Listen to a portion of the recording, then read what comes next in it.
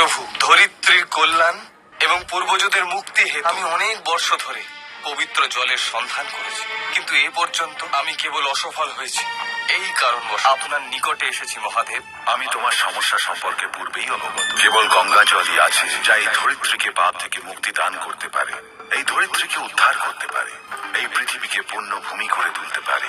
যাও ভগীরথ, ব্রহ্মলোক অভিমুখে প্রস্থান করো। গঙ্গা সে স্থানেই আছে। ব্রহ্মদেব তোমার উদ্দেশ্য পূর্তি হেতু তোমার সহায়তা অবশ্যই করবেন। হে দেবী, আপনার নিকট মিনতি করছি, কেবল আপনার দ্বারাই ধরিত্রীর কল্যাণ হতে পারে। রাজা ভগীরথ, আমি আপনাকে কোনো প্রকার সহায়তা করতে পারি না। গঙ্গা, তোমার এক বৃহৎ কার্য অবশিষ্ট আছে, পৃথিবীতে অবতরণ। তোমার জীবন ধরিত্রীর কল্যাণার্থেই তো রয়েছে, অন্যথায় সে জীবন উদ্দেশ্য। এই কার্য দ্বারাই তোমার জীবনের উদ্দেশ্য পূর্তি সম্ভব হবে দেবী। এই ইচ্ছা স্বয়ং মহাদেবেরও দেবী।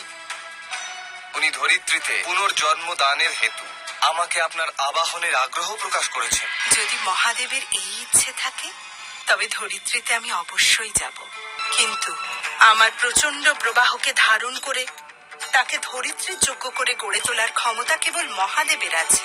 অন্যথা আমার গতিবেগে ধরিত্রীর বিনাশ সুনিশ্চিত। ধরিত্রীতে আমার পূর্ণ অবতরণ তখনই সম্ভব হবে যখন স্বয়ং মহাদেব আমার স্রোত ধারণ করবেন। প্রভু, আপনার পরামর্শ অনুযায়ী আর আমার অনুরোধে গঙ্গা তো ধরিত্রীতে আসতে রাজি আছে, কিন্তু উনি শঙ্কিত যে ওনার গতি কি রূপে নিয়ন্ত্রিত। আপনি এই সমস্যার সমাধান করুন মহাদেব।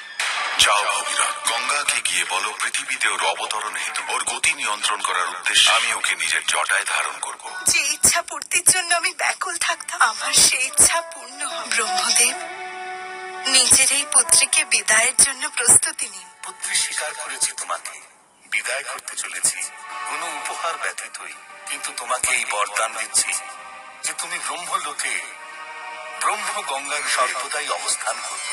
কল্যাণ হোক তোমার। আপনার মহিমা আমাকে নিজের মস্তকে ধারণ করে আমার সমস্ত মনস্তাপ দূর করে দিয়েছে। সৌভাগ্য মহাদেব, আপনার এই অসামান্য প্রতিষ্ঠায় আমাকে চন্দ্রের ন্যায় শিরোমণি করে তুলেছে। তুমি পবিত্রতা আর দিব্যতার সারণীতে শ্রেষ্ঠ গঙ্গা। আমার দ্বারা তোমাকে নিজের কেশে ধারণ করার কারণ তোমার জনহিতকর উদ্দেশ্য। গঙ্গার পবিত্র জলেই তর্পণ করা হবে, এর সাথেই পৃথিবীতে তোমার আগমনের অনেক সুফল ঘটবে।